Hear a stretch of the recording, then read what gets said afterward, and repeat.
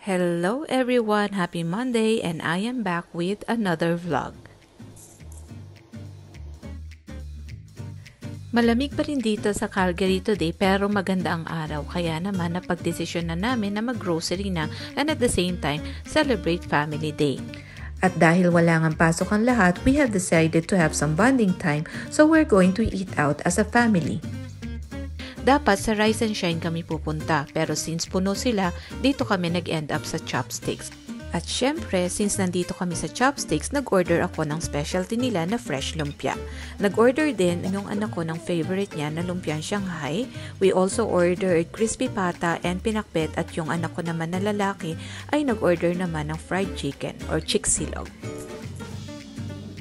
Ganyan talaga kami kapag merong special occasions, we prefer to eat out rather than cook sa bahay. Kayo ba, ano ang ginagawa ninyo kapag ganyang mga celebrations? Do you prefer to cook at saka sa bahay lang or lumalabas din kayo? A little bit of feedback lang doon sa pinakbet. Hindi siya lasang pinakbet, lasa siyang binagoongan.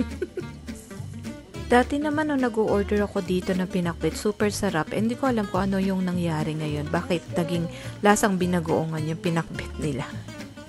So, at ayun na nga, after namin kumain, umuwi na rin yung anak ko na lalaki kasi meron siyang work mamaya.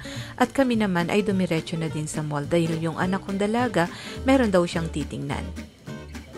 Kami ni Daddy, humiwalay na kami, naglakad-lakad lang kami at nagpunta sa Michael Hill. Since nandito na rin lang, pinalinis ko na rin yung singsing ko. At ayan nga, o tingnan nyo, diba? Shiny na siya ulit. Parang bago.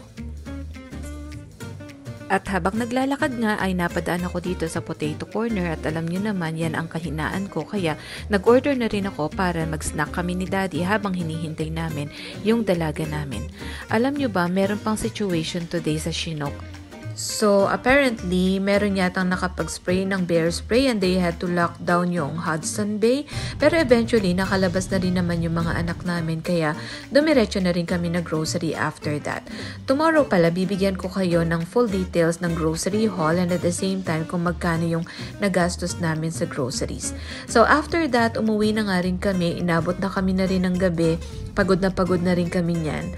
So, thanks for coming along with us today. See you again tomorrow for our grocery haul. Bye for now!